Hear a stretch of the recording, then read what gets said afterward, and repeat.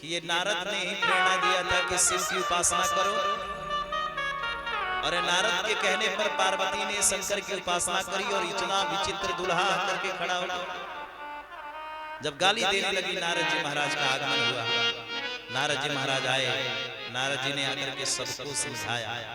तब नारद सब ही समझावा, नारद जी ने सबको आकर के समझाया, देवी किसकी चिंता कर रही हो? अरे जिसको तुम अपना बेटी मान रही हो पार्वती, ये तुम्हारी बेटी तो है, लेकिन ये जगत जननी पारंबा के रूप में अवतरित हुई है, पुत्री बनी। इसलिए हे देवी इनको साधारण मत समझो, और जिसको तुम दामाद के रूप में देख रही हो, मेटत कठिन कुंवक भाल, ललाट की रेखाओं को बदलने में भी जो समर्थवान है, ऐसे महादेव हैं।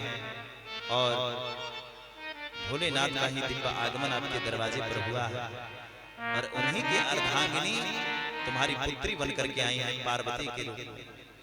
जब आकर के नारद जी ने सबको समझाया, तब मैना के नेत्र खुले, मैना ने भगवान की दिव्य स्तुति करी और धीरे से पार्वती से कहा, पार्वती कहो ना दुल्हा सरकार को अपना एक दिव्य रूप धारण कर।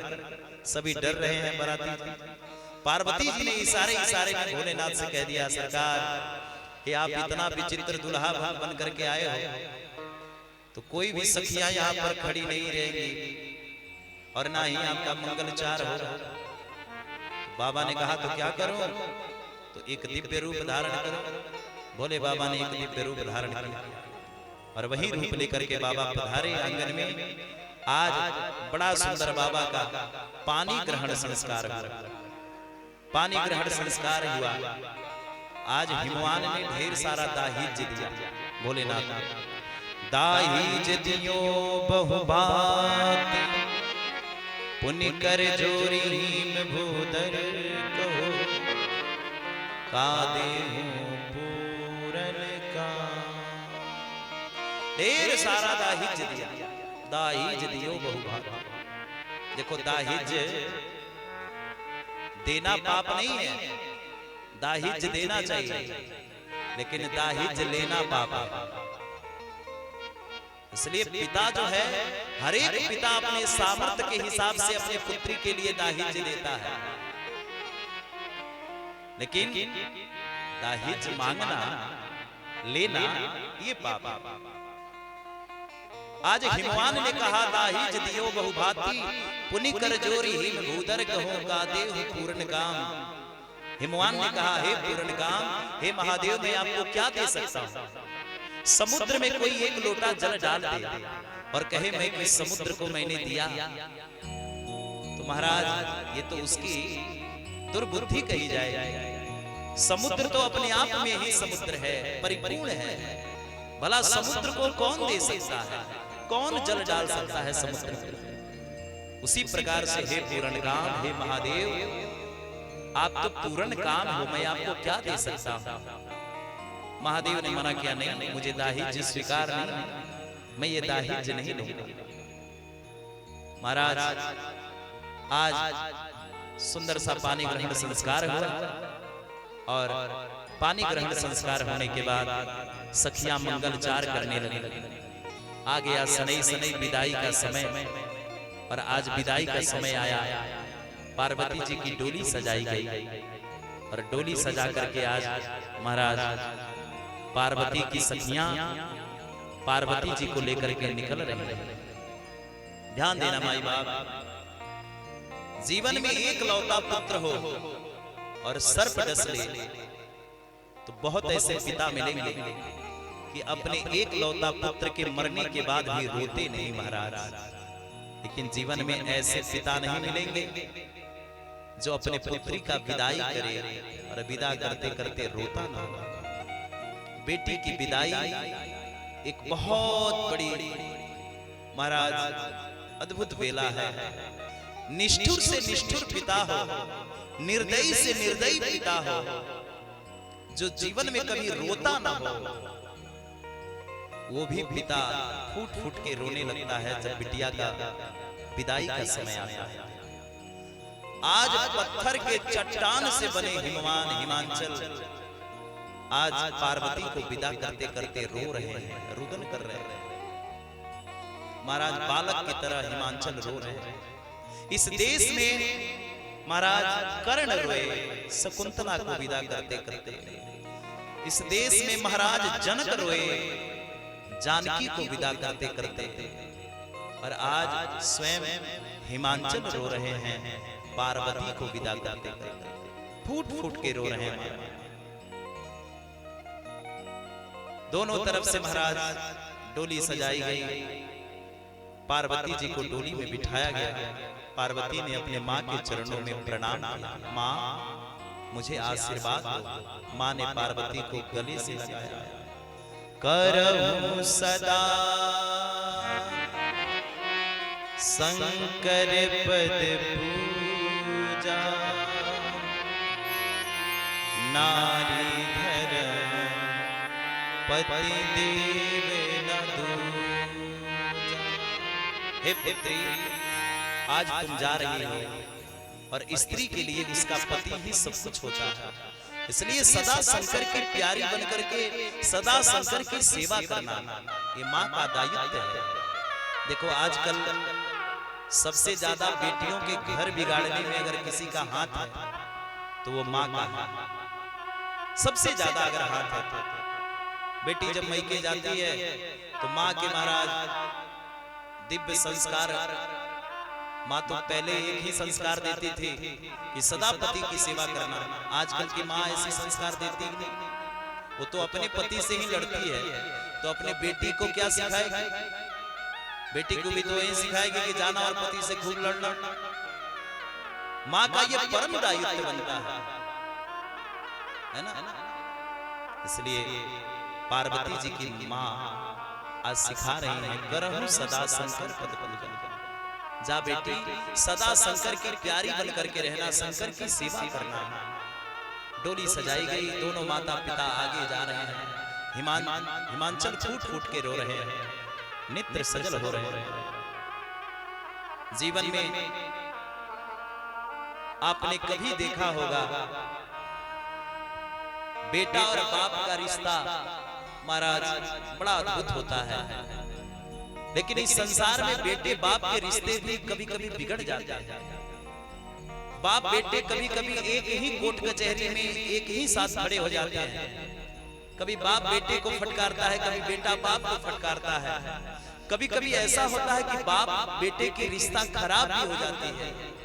लेकिन जीवन में आपने ऐसा कभी नहीं देखा होगा कि बेटी और बाप का रिश्ता कभी खराब हुआ। कभी नहीं होगा, कभी खराब नहीं होगा। लोग कहते हैं ना, बेटी और गाय गरीब पात्र है। बेटी गरीब पात्र है, गाय गरीब पात्र है। लेकिन मैं तो कहता हूं बेटी जितनी गरीब नहीं उतना बेटी का बाप गरीब होता है। बाप चाहे जितना प्रतिष्ठित हो, जितना पद वाला हो, जितना ऊंचा उसका हृदय हो, लेकिन महाराज जब बेटी के लिए जाता है हाथ मांगने तो उस बाप को बेटी के लिए झुकना पड़ता है, सर झुकाना पड़ता है। इसलिए महाराज चाहे जितना प्रतिष्ठित पिता हो, पुत्री के लिए उसे झुकना पड़ता है। माई बाप बेटी और बाप का रिश्ता अद्भुत रिश्ता है। आज हनुमान बड़े फूट फूट के रो रहे हैं। पार्वती की डोली आगे बढ़ी और महाराज अब हिमवान ने देखा कि डोली दिखाई नहीं दे रही है, तो हिमवान लौट करके आए और आकर के बालक की तरफ फूट फूट के रोने लगे। इधर भोलेनाथ ने डोली में पार्वती को बिठाया और कैलाश के लिए महाराज प्रस्थान किया। करहूं विविधे विधि भोग विलासा, गगन समेत बसहि कैलास। करहूं विविधे विधि भोग विलासा, गगन समेत बसहि कैलासा। करहूं विविधे विधि भोग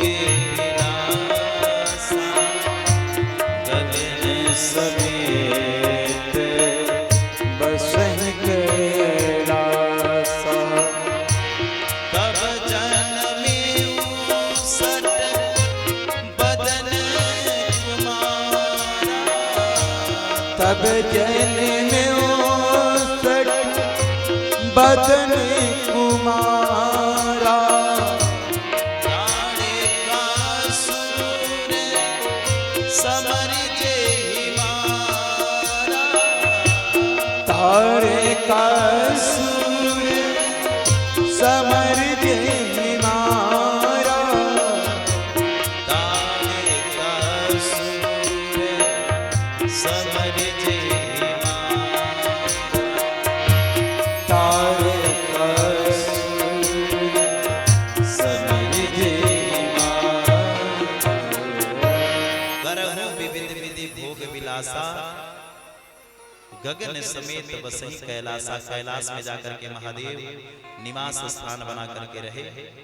और आज महादेव और गौरा माता पार्वती के अंश से एक पुत्र की उत्पत्ति हुई जिसका नाम हुआ कार्तिकेय। बोल कार्तिकेय भगवान की जय। आज भगवान कार्तिकेय का जन्म हुआ। जन्म होते ही महाराज देवताओं का आगमन हुआ। देवताओं ने आकर के कहा, सरकार ताड़कासुर के अत्याचार से हम सभी देवता त्रस्त हो चुके हैं, इसलिए यही प्रतीक्षा की कामना कर रहे थे कि आपसे जो पुत्र होगा वही पुत्र आकर के उद्धार करेगा। महाराज हम देवताओं का कल्याण करेंगे, इसलिए अब समय आ गया। इधर महादेव ने अपने पुत्र को बुलाया और महादेव ने पुत्र को बुला करके परम आदेश दिया। कार्तिकेय भगवान आदेश स्वीकार करके गए और जाकर के महाराज ताड़कासुर से युद्ध हुआ। और युद्ध में कार्तिकेय भगवान ने ताड़कासुर को परास्त करके ताड़कासुर का उद्धार किया। उद्धार करके कार्तिकेय भगवान आए और कैलाश में आनंद पूर्वक रहने लगे। बोल शंकर भगवान भगवान भोलेनाथ कैलाश में आनंद पूर्वक निवास स्थान बना करके रहने लगे। आप सब बैठ जाइए, माताएं बैठिए, बुला लिया जाएगा आप सभी। अभी बैठ करके कथा सुने। बोल बांके बिहारी लाल की। महादेव अपने पुत्र परिकर के संग में कैलाश पर निवास स्थान बना करके रहने लगे। सारे कैलाशवासी आनंद पूर्वक रह रहे हैं। लेकिन महाराज कैलाश में सबसे ज्यादा अगर किसी का बात चलता है तो किसका? बोले भोलेनाथ का। माता गौरा माता पार्वती तो रहती हैं, लेकिन कैलाश में कोई भी ऐसा गण हो, चाहे इनके पुत्र कार्तिकेय हो, इनकी बात सुनने वाला कोई नहीं है। तो गौरा माता पार्वती का नित्य प्रतिदिन का कार्य है, प्रतिदिन जाकर के स्नान करती हैं। और स्नान करने जैसे ही गौरा माता पार्वती जाती हैं, महादेव स्नान कक्ष में प्रवेश कर जाते हैं। ये बात गौरा जी को बड़ा बुरा लगता है। माता पार्वती ने सोचा कि कोई तो मेरा कैलाश में सुनने वाला हो। वो नंदी आदि गणों को लगा दिया। नंदी जी पहरा दे रहे थे।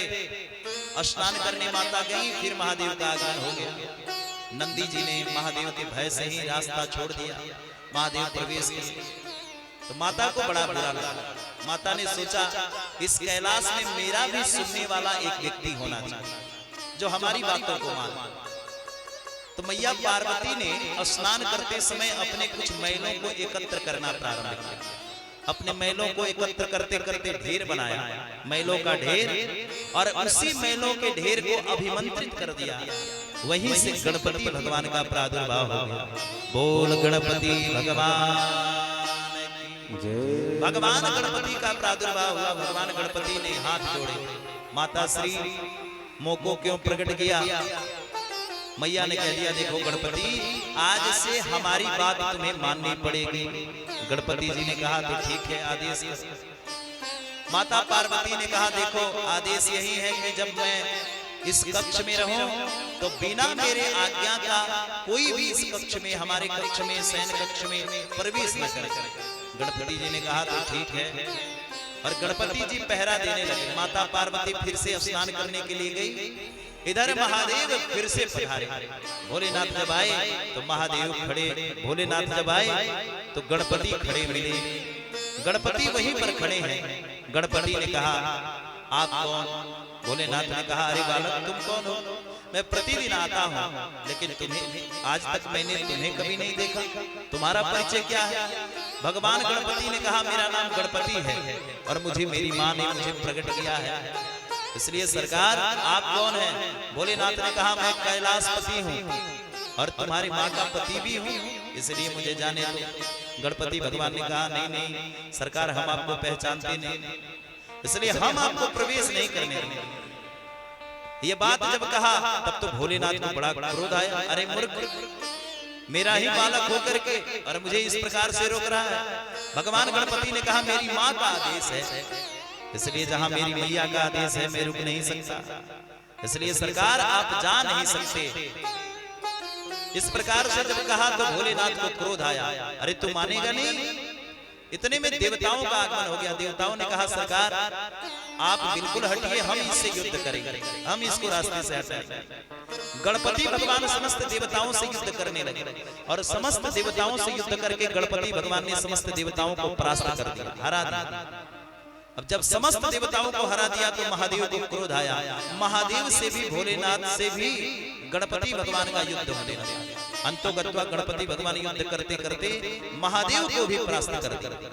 भोलेनाथ को जब परास्त किया तब तो भोलेनाथ को आया क्रोध और भोलेनाथ ने त्रिशूल उठाई, गणपति के ऊपर प्रहार किया और जैसे ही प्रहार किया गणपति जी का सर धड़ से अलग हो गया। हाहाकार मच गया। जयंती मंगला काली भद्रकाली कपालिनी दुर्गा क्षमा शिवा धात्री स्वाहा स्वदा नमस्ते। महाराज हाहाकार मच गया चारों तरफ। जितने भी देवी देवता हैं सब हाहाकार करते हुए आए, सरकार ये आपने क्या कर दिया? अब गणपति नहीं रहे तो माता पार्वती रुष्ट हो जाएंगी, अब क्या होगा? इसलिए किसी प्रकार से गणपति को जीवित किया जाए। और इधर मैया पार्वती इतने कुपित हैं कि लग रहा है कि दसों दिशाओं को दग्न कर देंगे। देवताओं के आग्रह पर भोलेनाथ ने विचार किया कि क्या करना चाहिए। तो उस समय भोलेनाथ ने सोचा कि गणपति को जीवित करने का एक ही संसाधन है कि किसी दूसरे जीव का सर अगर गणपति के ऊपर लगा दिया जाए तो गणपति को फिर से जीवित किया जा सकता है। त्रिशूल को उठाया और त्रिशूल को उठा करके भेजा और कहा इस संसार में जाओ, जो माँ अपने बच्चों को अपने पीठ के पीछे लेकर के सोती है उस बच्चे का सड़ धड़ से अलग करके लेके आओ। त्रिशूल गया, त्रिभुवन में घूमा, लेकिन कोई ऐसी माँ नहीं मिली जो अपने बच्चों का सड़, अपने बच्चों को अपने गोद से दूर करके पीठ के बल लेके सोती हो। त्रिशूल लौट करके आया और बोला सरकार ऐसा कोई नहीं मिला। तब भोलेनाथ ने कहा जानवरों में ढूंढो। जानवरों में गया तो महाराज समस्त जानवर तो ऐसे ही मिले जो अपने बच्चों को अपने गोद में लेकर के सो रहे थे, लेकिन एक हाथी थी, हथनी, उसका जो बच्चा था वो उसके पीठ के बल होकर के सो रहा था। त्रिशूल गया, उसी समय इसका सर धड़ से अलग किया और सर ला करके भोलेनाथ को पकड़ाया। भोलेनाथ ने दिव्य चिकित्सा के माध्यम से गणपति के ऊपर लगाया और गणपति जी खड़े हो गए। बोल भक्तवत्सल भगवान। देखो दुनिया के सबसे बड़े सर्जन कौन? दुनिया के सबसे बड़े सर्जन हैं भोलेनाथ महादेव। आजकल लोग सर्जन बनने के लिए न जाने कहां कहां जाते हैं, पढ़ते लिखते हैं, लेकिन सर्जरी का सबसे पहले अगर कोई सबसे पहला कोई डॉक्टरी और डॉक्टर बना तो वो भोलेनाथ। भोलेनाथ ने सर्जरी करके और गणपति के ऊपर सर्जरी करके गणपति को ठीक किया, दूसरे का सर जोड़ दिया और हाथी के सर लगते ही गणपति भगवान खड़े हो गए। इधर माता भी प्रसन्न हो गई, गौरा माता पार्वती। जब से गणपति का सर लगा है, हाथी का सर लगा है गणपति के ऊपर, तब से गौरा माता पार्वती भी प्रसन्न है और इधर लक्ष्मी जी को भी प्रसन्नता मिल गई। लक्ष्मी जी भी प्रसन्न है। इसलिए आप दीपावली में देखोगे, दीपावली के समय में किसकी पूजा होती है? दीपावली के समय में अपने अपने घर में कौन सा मूर्ति लेकर के आप सब आते हो? लक्ष्मी जी और गणेश जी यही मूर्ति लेके आते हो। बहुत सारे व्यक्तियों के मन में सवाल भी आता है कि लक्ष्मी के पति कौन? भगवान विष्णु। तो लक्ष्मी के पति हैं भगवान विष्णु, तो लक्ष्मी के साथ में गणपति की पूजा क्यों होती है, गणेश की पूजा क्यों होती है? अरे भैया, पत्नी के साथ में तो सदा पति की पूजा होती है, लेकिन ये गणपति कौन है? तो ये गणपति माता लक्ष्मी के क्या लगते हैं? बोले ये माता लक्ष्मी के पुत्र भी लगते हैं गणपति जी। अच्छा, ये पुत्र किसके हैं? पार्वती जी के पुत्र हैं, तो लक्ष्मी के गोद में कैसे आ गए गणपति? तो देखो, लक्ष्मी के गोद में इसलिए आए कि दुनिया में जितने भी भगवान हैं उनको अपना अपना संतति हुआ, संतान हुआ, लेकिन भगवान विष्णु को कोई संतति नहीं हुआ। लक्ष्मी जी और भगवान विष्णु को कोई संतान नहीं हुआ। तो जब लक्ष्मी और भगवान विष्णु को कोई जब बेटा नहीं हुआ, संतति नहीं हुआ, तो एक बार भगवान विष्णु को लक्ष्मी जी ने हंसा और कहा, सरकार आप तो पूरे संसार में घूमते हो, लेकिन आपसे भी ज्यादा हमारी महिमा है। भगवान ने कहा, क्या मतलब है? लक्ष्मी ने कहा, सरकार मेरे बिना तो पूरा संसार ही नहीं चल सकता। जब देखो तब संसारी मेरे लिए ही तड़पते हैं, हाय लक्ष्मी, हाय लक्ष्मी। भगवान विष्णु ने कहा, अरे लक्ष्मी, तुम्हें इतना अभिमान है? हे लक्ष्मी, तुम अभी अपूर्ण हो, पूर्ण नहीं हुई हो और अपूर्ण हो, इसलिए ध्यान रहे, जब तक स्त्री मां नहीं बनती है तब तक वो अपूर्ण होती है, और पूर्ण तभी होती है जब वो मां बनती है। इसलिए तुम्हारे तो कोई संतान ही नहीं, तो तुम अपूर्ण हो, और फिर भी तुम कह रही हो कि पूरा संसार मेरे द्वारा चल रहा है। पूरा संसार मेरे द्वारा चल रहा है, अपूर्ण होकर के भी। जब इस प्रकार से भगवान विष्णु ने कहा, तब लक्ष्मी जी रोने लगी। लक्ष्मी जी ने कहा कि आज भगवान विष्णु ने मुझे अपूर्ण कहा है। इसलिए गई लक्ष्मी रोते रोते माता पार्वती के पास और कहा, देवी आज पता है भगवान विष्णु ने मुझे अपूर्ण कहा है। पार्वती जी ने कहा, हे लक्ष्मी, इसमें तुम्हारा कोई दोष नहीं है, इसमें तो भगवान विष्णु का ही दोष है। भगवान विष्णु को ही श्राप लगा था। जब दधीचि ऋषि के अस्थियों को देवताओं ने मांग लिया, उस समय भगवान विष्णु भी खड़े थे। दधीचि ऋषि की पत्नी जो थी वो पेट से थी, उनके गर्भ में पुत्र था, बच्चा था, और उस समय महाराज भगवान विष्णु वहां पर खड़े थे। और जब उनके पति के अस्थियों को मांग लिया समस्त देवताओं ने, तो दधीचि ऋषि की पत्नी ने श्राप दे दिया भगवान विष्णु को कि जाओ, मैं इस समय पेट से हूं, और मेरा पुत्र जब इस संसार में आएगा तो अपने पिता का नाम पूछेगा, तो मैं क्या जवाब दूंगी। इसलिए जाओ, हे विष्णु, तुम सदा के लिए संतानहीन हो जाओ, तुम्हें संतति न हो, संतान न हो। जब ऐसा श्राप दिया, ऐसा श्राप मिलते हैं भगवान विष्णु वहां से निकल गए। और वही बात माता पार्वती ने भगवान विष्णु को समझाया। वही बात माता पार्वती ने लक्ष्मी जी को समझाया कि इसमें तुम्हारा दोष नहीं है, इसमें तो भगवान विष्णु का ही दोष है। लेकिन हे देवी, तुम पुत्र के लिए मत रहो, मेरे पास 2 पुत्र हैं, इसलिए मैं अपना छोटा पुत्र गणपति तुम्हें समर्पित करती हूँ। आज के बाद गणपति के संग में तुम्हारी पूजा होगी। और माता तुरंत पार्वती जी ने अपने पुत्र गणपति को उठाया और लक्ष्मी जी के गोद में दे दिया। जैसे ही पुत्र को दिया, लक्ष्मी प्रसन्न हो गई और कहा, देवी आज तुमने मेरे ऊपर बड़ा परोपकार किया है, अब संसार गणपति को मेरे पुत्र के रूप में मानेगा, इसलिए आज के बाद सदा भी मेरी जहां पर पूजा होगी वो विष्णु के संग में नहीं होगी, सदा गणपति के संग में होगी। गणपति के संग में यद्यपि हमारी कोई सेवा करेगा, पूजा करेगा, तो मैं सदा के लिए उस घर में स्थिर हो जाऊंगा, रह जाऊंगा। तो ये पहला कारण है, इसलिए लक्ष्मी जी प्रसन्न हो गई। गणपति के सर, आज हाथी का सर लगने से महाराज गणपति जी को देख करके माता लक्ष्मी प्रसन्न हुई। और हाथी से लक्ष्मी जी का एक और संबंध है। दूसरा संबंध कौन सा है? तो समुद्र मंथन के समय में एवरावत हाथी निकला। ये एवरावत हाथी कौन है? समुद्र से लक्ष्मी जी भी प्रकट हुई, श्री रमा भगवतपरा, और समुद्र से हाथी भी प्रकट हुआ। तो लक्ष्मी जी को हाथी क्या लगता है जी? लक्ष्मी जी का हाथी क्या लगता है? भाई लगता है। समुद्र से लक्ष्मी जी भी और समुद्र से हाथी भी। तो हाथी से लक्ष्मी का संबंध भाई बहन का संबंध है। इसलिए जब से गणपति के सर पर हाथी का सर लगा है, तब से महाराज भतीजे के रूप में लक्ष्मी जी गणपति को हमेशा चाहती हैं कि ये तो मेरा भतीजा है, क्योंकि मेरे भाई के बेटा का सर इसके ऊपर लगा है। इसलिए गणपति को लक्ष्मी जी अद्भुत तरीके से पाना चाहती हैं, प्राप्त करना चाहती हैं। लेकिन आज अवसर मिला लक्ष्मी जी को, तो लक्ष्मी जी ने गणपति को अपने पास बुला करके और हरण कर लिया, बिठा लिया। इस प्रकार से गणपति भगवान आए और विराजमान हो गए। बड़ा सुंदर कैलाश का वातावरण चल रहा है। दोनों बच्चे सनई सनई बड़े होने लगे। अब देखो, जब बच्चे घर में बड़े होने लगते हैं ना, तो माता पिता को कौन बात की चिंता रहती है? हमारा विवाह करने की चिंता होती है।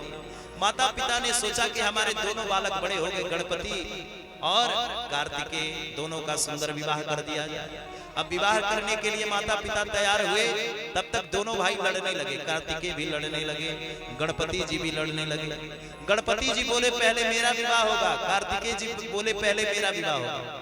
अब दोनों भाई आपस में लड़ रहे हैं। गणपति बोले नाना मेरा विवाह होगा, कार्तिकेय बोले नाना मेरा विवाह होगा। माता पिता ने समझाया, गणपति तुम छोटे हो, तुम्हारा विवाह बाद में होगा। लेकिन गणपति जी रोने लगे, नाना मैया पहले मेरा विवाह होगा। अब दोनों भाई जब लड़ने लगे, तो माता पिता ने निर्णय लिया कि इस पृथ्वी का सबसे पहले परिक्रमा करके जो आएगा, उसका विवाह पहले कर दिया जाएगा। अब दोनों भाई तैयार हो गए। लेकिन कार्तिकेय जी का वाहन क्या है? बोले मोर। और गणपति जी का वाहन क्या है? मूषक, चूहा। गणपति जी ने सोचा, इस चूहे की सवारी पर यद्यपि मैं पृथ्वी का परिक्रमा करूंगा तो पूरा नहीं हो पाएगा। और इधर मोर पर आरूढ़ होकर के और निकल पड़े कार्तिकेय भगवान।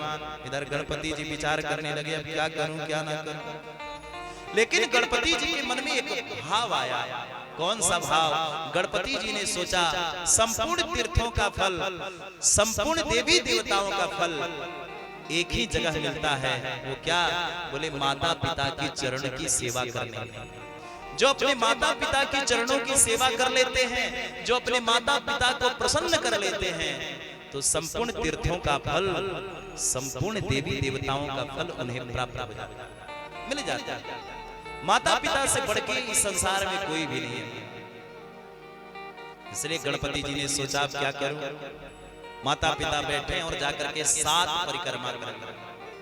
7 परिक्रमा किया, माता पिता खड़े हो गए और पुत्र को गले से लगाया। वाह गणपति, आज तुमने हम माता पिता का मन प्रसन्न कर दिया।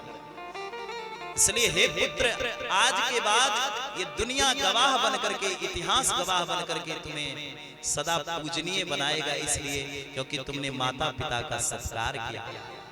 इसलिए आज से तुम सर्वश्रेष्ठ देवता माने जाओगे। सर्वप्रथम तुम्हारी पूजा होगी। ये हमारा प्रभाव है, ये हम तुम्हें वचन दे रहे हैं।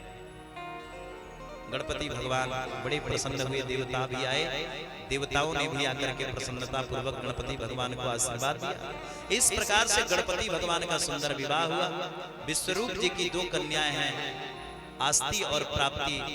ये दोनों कन्याओं के साथ में सिद्धि और बुद्धि, ये गणपति भगवान की 2 पत्नियां हैं। सिद्धि और बुद्धि के साथ में विवाह हुआ।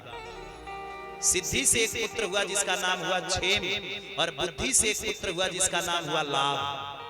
ये गणपति भगवान के दोनों पुत्र हैं। आप देखते होंगे ना, अपने अपने घर में जब हम घर मकान बनाते हैं तो घर के दरवाजे पर लिखते हैं शुभ और लाभ। क्षेम का मतलब शुभ और लाभ का मतलब लाभ। जो अपने घर में शुभ और लाभ अंकित कर देते हैं, स्वास्तिक आदि का चिन्ह लगाते हैं, उनके घर में किसी प्रकार का वास्तु दोष नहीं होता। ये शुभ और लाभ कौन है? भगवान महादेव के दोनों पुत्र हैं, बेटा का बेटा। तो इसीलिए शुभ और लाभ भोलेनाथ के पुत्र हैं। इसलिए ये गणपति भगवान से दोनों की उत्पत्ति हुई। सिद्धि और बुद्धि इनकी माता है। दोनों पुत्रों को लेकर के गणपति भगवान बैठे हुए थे। तब जाकर के पृथ्वी का संपूर्ण परिक्रमा करके कौन लौटे? बोले कार्तिकेय भगवान लौटे। महाराज गणपति जी के गोद में दोनों पुत्रों को देखा, जाकर के मैया से पूछा, माता पार्वती से, देवी क्या हुआ? माता जी हम तो परिक्रमा करके लौटे। माता जी ने कहा इससे पहले तो गणपति का विवाह हो चुका है। तब तो महाराज क्रोध में भर गए, क्रोध में आ गए भगवान कार्तिकेय, और भगवान कार्तिकेय ने माता पार्वती को श्राप दे दिया और कहा जाओ देवी, मां होकर के भी तुमने भेदभाव किया, इसलिए हम तुम्हें श्राप देते हैं कि आज के बाद किसी भी स्त्री जाति के पेट में बात नहीं पचेगा, ये हमारा श्राप है। और सीधे निकल पड़े कार्तिकेय भगवान। कहां? बोले क्रौच पर्वत पर गए, और उसी क्रौच पर्वत पर जाकर के स्थिर होकर के और निवास स्थान बना करके रहने लगे। इसलिए हर एक पूर्णिमा के दिन भगवान शंकर क्रौच पर्वत पर अपने पुत्र से मिलने जाते हैं, और प्रत्येक अमावस्या के दिन माता पार्वती अपने पुत्र गणपति से मिलने के लिए क्रौच पर्वत पर जाते हैं। दोनों माता और पिता जाकर के उसी क्रौच पर्वत पर, और क्रौच पर्वत पर एक त्र्यंबकेश्वर ज्योतिर्लिंग के रूप में भी भगवान महादेव वहां पर निवास स्थान बना करके रहने लगे। बोल भक्तवत्सल भगवान की जय। अरे जीवन है तेरे हवाले ओ डमरू वाले, जीवन है तेरे हवाले ओ डमरू वाले, जीवन है तेरे हवाले ओ डमरू वाले, जीवन है तेरे हवाले ओ डमरू वाले, जीवन है तेरे हवाले ओ डमरू वाले।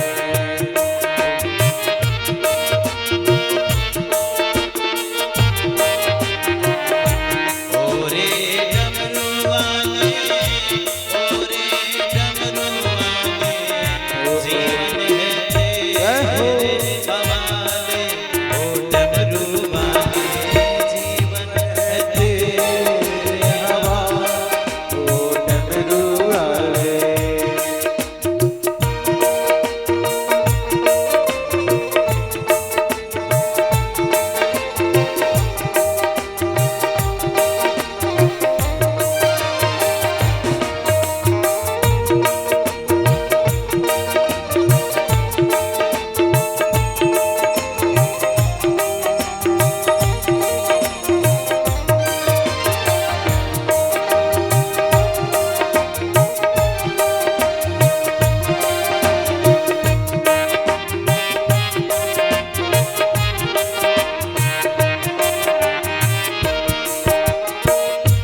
हम कठपुतली तेरे हाथों की, हम कठपुतली तेरे हाथों की, हम कठपुतली तेरे हाथों की, हम कठपुतली तेरे हाथों की। चाहे तुझे सा न चाले ओ डमरू वाले, चाहे तुझे सा न चाले ओ डमरू वाले, जीवन है तेरे हवाले ओ डमरू वाले, जीवन है तेरे हवाले ओ डमरू वाले। हर हर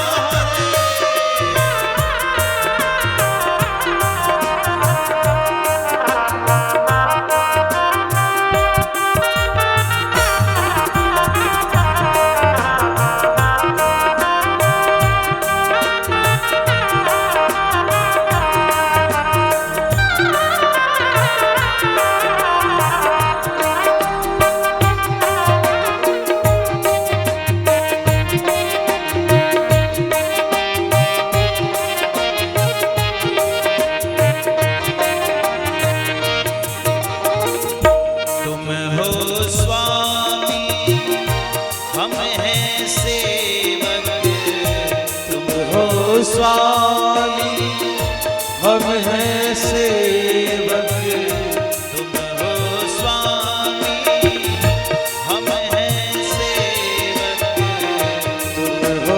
स्वामी हम हैं सेवक चाहे तो पार लगा दे ओ डमरू वाले, चाहे तो पार लगा दे डलिया वाले। जीवन है तेरे हवाले ओ डमरू वाले। जीवन है तेरे हवाले ओ डमरू। हरिओ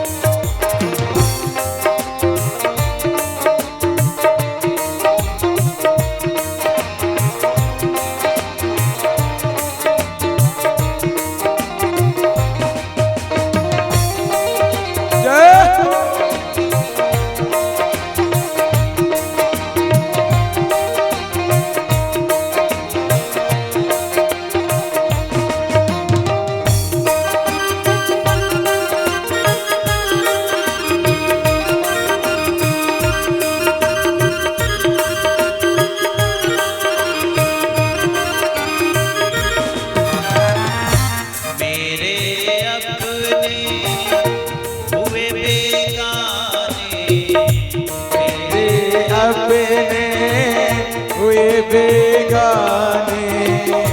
मेरे अपने हुए बेगाने। मेरे अपने हुए बेगाने। अब तू ही अपना ले ओ डमरू वाले। अब तू ही अपना ले डमरू वाले। जीवन है तेरे हवाले ओ डमरू वाले। जीवन है तेरे हवाले ओ डमरू वाले। जीवन है तेरे हवाले ओ डमरू वाले। जीवन है तेरे हवाले ओ डमरू वाले। बोल भक्त वत्सल भगवान की जय बांके बिहारी लाल की जय। हर हर महादेव शंभो।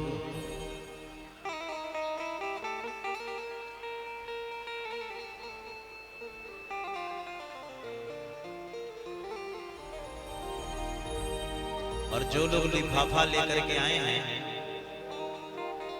बार बार आने की जरूरत नहीं है, आपसे लिफाफा ले लिया जाएगा। आप सब बैठ करके कथा सुने। कथा के बीच में दो लोग जाएंगे और लिफाफा आपका ले लिया जाएगा। आप सब बैठ करके कथा सुने। आओ सब। आइए, आज का दिव्य प्रसंग है राम जन्म उत्सव, इसलिए सूर्य वंश की पावन कथा हम सब श्रवण करें। महादेव का पावन प्रसंग हमने श्रवण किया। उसके बाद राम कहानी की चर्चा, राम कहानी में हम सभी लोग प्रवेश करेंगे।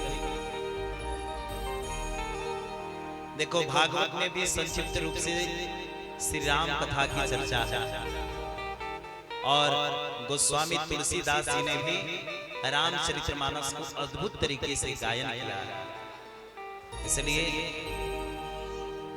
वाल्मीकि तुलसी है, वाल्मीकि जी ही तुलसी बनकर के महाराज कलयुग में आए और दिव्य रामचरितमानस को हमने दिव्य रामचरितमानस को संसारियों को दिया। रामचरितमानस जब लिखा गया तो इस रामचरितमानस का बड़ा विरोध हुआ। महाराज काशी के विद्वत पीठ में विद्वानों ने इस रामचरितमानस का विरोध किया। गोस्वामी जी रोने लगे। विद्वत पीठ ने कह दिया कि देखो, अगर लिखना ही चाहिए तो संस्कृत में लिखना चाहिए, दिव्य श्लोकों में लिखना चाहिए, ठेठ गवार भोजपुरी भाषा में रामचरितमानस। गोस्वामी जी रोने लगे। लेकिन गोस्वामी जी ने कहा स्वांतः सुखाय तुलसी रघुनाथ गाथा भाषा निबंध मति मजूल मात नोती। मैंने रामचरितमानस को अपने स्वांतः सुख के लिए लिखा, इसलिए रामचरितमानस मेरा अपना स्वरूप है। रामचरितमानस मैंने अपने सुख परम सुख के लिए लिखा। लेकिन महाराज संतों ने कहा कि रामचरितमानस को प्रमाणित कैसे किया जाए, इसलिए प्रमाण देना पड़ेगा कि आपका रामचरितमानस संसार वासियों को भाएगा कि नहीं। महाराज रामचरितमानस को दिया गया और काशी विश्वनाथ के मंदिर में दुनिया के जितने भी ग्रंथ थे वो रामचरितमानस को नीचे रख दिया गया, काशी विश्वनाथ भगवान के नीचे ऊपर शिवलिंग पर, और समस्त दुनिया के शास्त्रों को काशी विश्वनाथ भगवान के ऊपर शिवलिंग के ऊपर रखते चले गए। केवल रामचरितमानस नीचे। पुजारी ने ताला लगा दिया और सुबह जब खोल करके मंदिर देखा गया तो रामचरितमानस बिल्कुल ऊपर है और दोनों भुजा भगवान श्री काशी में महादेव का निकला हुआ है और रामचरितमानस को उन्होंने धारण किया और उस पर दिव्य दिव्य मोटी मोटी अक्षरों में लिखा गया है सत्यम शिवम सुंदरम। इसलिए रामचरितमानस कलयुग के लिए सत्य भी है और स्वयं शिवम यानी भगवान शंकर ने प्रमाणित कर दिया, शिव जी ने प्रमाणित कर दिया, और सुंदरम इसलिए बहुत सुंदर भी है। तो सत्य भी है, शिव भी है और सुंदर भी है। इसलिए रामचरितमानस कोई साधारण नहीं है। इसलिए आइए सूर्यवंशी राजाओं की कथा महाराज रामचरितमानस में गोस्वामी जी ने गाया।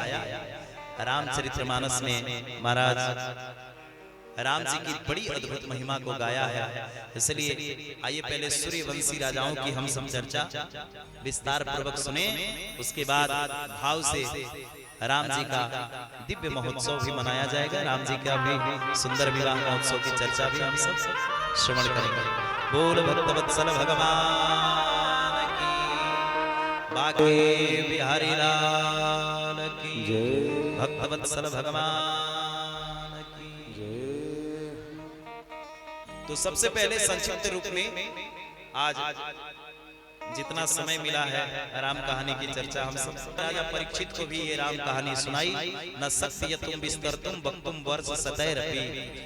सुखदेव भगवान ने राजा परीक्षित को कहा, परीक्षित 100 जन्मों में भी यद्यपि कोई राम कहानी की चर्चा सुनाए तो भी राम जन्म की कथा नहीं सुना सकता और ना ही इस वंशावली की महिमा बता सकता। इतना बड़ा ये वंश परंपरा है, लेकिन वंश परंपरा करना क्यों जरूरी है? तो देखो राम चर्चा से भी, राम कहानी से भी पहले राम जी के वंश चरित्रों की कथा सुननी चाहिए। क्यों? बोले महाराज राम जी के वंश परंपरा की चरित्र को जब हम सुनेंगे तो इससे क्या होगा? बोले हमारा वंश परंपरा बढ़ता चला जाएगा।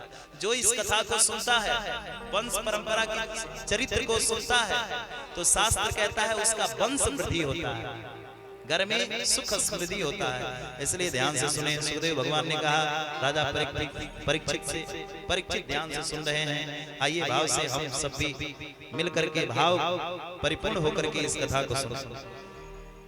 सुखदेव जी ने कहा राजन, सबसे पहले नारायण के नाभि कमल से ब्रह्मा जी, ब्रह्मा के बेटा हुए महाराज विवस्वान सूर्यदेव, और इन्हीं से महाराज ये सूर्य वंश की परंपरा बढ़ी।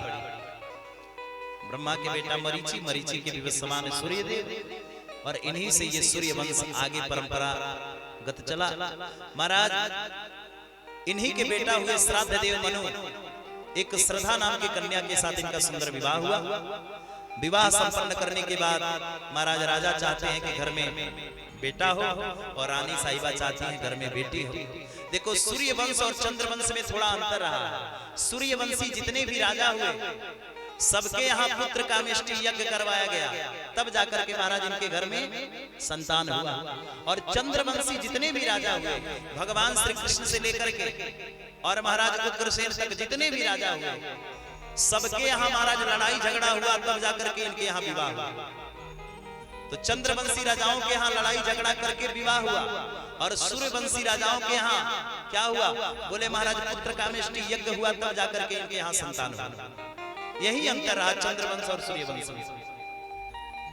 तो आगे हुए विवस्वान सूर्यदेव, श्राद्ध देव मनु, और मनु की श्रद्धा नामक कन्या के साथ सुंदर विवाह हुआ। मनु महाराज चाहते हैं कि घर में महाराज बेटा हो और रानी साहिबा चाहती हैं घर में बेटी हो। दोनों ने विचार कर लिया, लेकिन इनके आदि गुरु हैं श्री वशिष्ठ जी महाराज। वशिष्ठ जी के पास सभी गए और जाकर के कहा गुरुदेव आपकी यद्यपि कृपा हो जाए तो आप कुछ ना कुछ कर सकते हैं। गुरु जी ने कहा तो ठीक है। ब्राह्मण देवताओं को बुलाया और कहा अनुष्ठान करो। ब्राह्मण देवताओं ने अनुष्ठान करना प्रारंभ कर दिया। रानी साहिबा ने आकर के ब्राह्मण देवताओं को कहा सरकार यद्यपि घर में बिटिया हुई तो जितना दक्षिणा मांगोगे उतना दक्षिणा मिलेगा। इनके घर महाराज जितना मांगोगे दक्षिणा उतनी दक्षिणा आपको दी जाएगी। ऐसा वचन जब कहा तो ब्राह्मण देवताओं ने मंत्र को पलट दिया और मंत्र जब पलट दिया तो इनके घर में बिटिया का ही आगमन हुआ। अब राजा साहब चाहते हैं कि घर में बेटा हो और रानी साहिबा चाहती हैं घर में बेटी हो। जब बेटी का जन्म हुआ तो महाराज रानी तो प्रसन्न हो गई, लेकिन राजा नाराज हो गए, दुखी हो गए। राजा निकल पड़े और गए कहां? बोले सीधे चले गए आदि गुरु वशिष्ठ जी के पास। बोला सरकार आपने तो कहा था कि घर में बेटा होगा, लेकिन घर में बिटिया हो गई महाराज, अब क्या करूं? तो वशिष्ठ जी ने यज्ञ करता जो ब्राह्मण देवता हैं उनको बुलाया और बुला करके कहा भाई आप सब तो यज्ञ करता हो, आप भी बताओ कि घर में बिटिया क्यों हो गई? तब ब्राह्मण देवताओं ने कहा सरकार रानी साहिबा ने कहा था कि इस बार घर में बेटी होगी तो ढेर सारा दक्षिणा मिलेगा, इसलिए हमने मंत्र पलट दिया। ये बात जब राजा साहब ने सुना तो राजा को बड़ा आश्चर्य हुआ। गुरुदेव ने कहा जो हो गया सो ले जाओ, लेकिन महाराज मनु ने कहा सरकार आपकी कृपा हो जाए तो ये बिटिया ही बेटा हो सकती है। तो देखो जो चमत्कार आजकल के विज्ञान कर रहा है, वैज्ञानिक लोग कर रहे हैं, वो चमत्कार हमारे महर्षियों ने भी किया और वशिष्ठ जी की कृपा हुई और महाराज ये जो पुत्री थी वही पुत्र के रूप में परिवर्तित हो गई, वही पुत्र बन गई। देखो ये सूर्यवंश की प्रथम रानी है, सूर्यवंश की प्रथम रानी है जो घर में बेटी चाहती है। बेटी घर में हो जाए तो सबसे ज्यादा मुख किसका बिगड़ता है? माताओं का, है ना? भाई लोगों को इसका फर्क नहीं पड़ता, जो घर में हो गया सब में प्रसन्न। लेकिन सबसे ज्यादा दुखी अगर घर में बेटी होती है तो माँ ही होती है ना? माता जी से पूछा जाए क्या हुई है तो बिटिया हुई है, जैसे लग रहा है बहुत बड़ी आफत हो गई, है ना? तो इसलिए बेटी घर में आए तो सबसे ज्यादा दुख माताओं को ही होता है।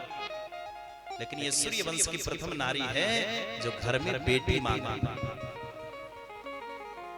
इसलिए बेटी और बेटा में कोई फर्क नहीं समझना चाहिए। हमारे शास्त्र भी कहते हैं जो बेटी और बेटा में फर्क समझता है महाराज वो नरकगामी होता है, उसको नरक जाना पड़ता है। इसलिए बेटी और बेटा में कभी फर्क मत ढूंढो। और आजकल बेटियां क्या नहीं कर रही हैं? अगर बेटा वारस है तो बेटी पारस है, बेटा मान है तो बेटी सम्मान है। इसलिए बेटी और बेटा में कोई अंतर नहीं। और महाराज विडंबना तो ये है कि बेटी जब कोख में आती है माता पिता के तो महाराज उस बेटी को मरवा दिया जाता है। बेटी को जिसने मरवा दिया माँ की कोख में, और वही तो घर घर ढूंढे बेटी नवरात्रि की भोज में। जब महाराज घर में बेटी आती है तो माता पिता बेटी को मरवा देते हैं, और नवरात्रि का जब समय आता है तो बेटी को घर घर ढूंढते हैं कि महाराज हमको तो कन्या खिलाना है। इसलिए बेटी का सम्मान करना सीखिए। ये सूर्यवंश की प्रथम नारी है जो घर में बेटी चाहती है। लेकिन महाराज राजा ने आकर के कह दिया सरकार मंत्र पलट दीजिए, घर में बेटा हो जाए। तब जाकर के महाराज इनके घर में मनु महाराज के घर में 10 पुत्रों का जन्म हुआ। इक्ष्वाकु, नृग, सरियाती, धृष्ट, कुरुस, नरसिंह, पृषक, नभग और कबीर। इसमें महाराज सरियाती नाम के जो राजा थे उनकी एक पुत्री हुई जिसका नाम था सुकन्या। सुकन्या अपने सखियों के संग में खेलने गई। वहां चमन बाबा तप कर रहे थे। चमन बाबा कब कर रहे थे? चमन बाबा के नेत्र महाराज संपूर्ण शरीर में दीमक लग गया था, नेत्र दोनों ऐसे ही खड़े थे। नेत्रों में जाकर के सुकन्या ने कांटे चुभा दिए, नेत्र तो बह गए महाराज। अब इनके राज्य में अकाल पड़ गया। जब सरियाती के राज्य में अकाल पड़ा तो सरियाती इधर उधर घोड़ा दौड़ाए कि जाकर के पता करो क्या कारण है। तो महाराज आकर के सैनिकों ने कहा कि चमन बाबा जो तब कर रहे थे उनके दोनों नेत्र नहीं हैं, रक्त निकल रहा है। सरियाती राजा आए, चमन बाबा के पैरों में गिर पड़े, सरकार क्षमा याचना चाहता हूँ, मेरी पुत्री ने बहुत बड़ा अपराध कर दिया। बाबा ने कहा तो मैं क्या करूं, अब तो हमारे दोनों नेत्र चले गए, अब हमारी सेवा कौन करेगा।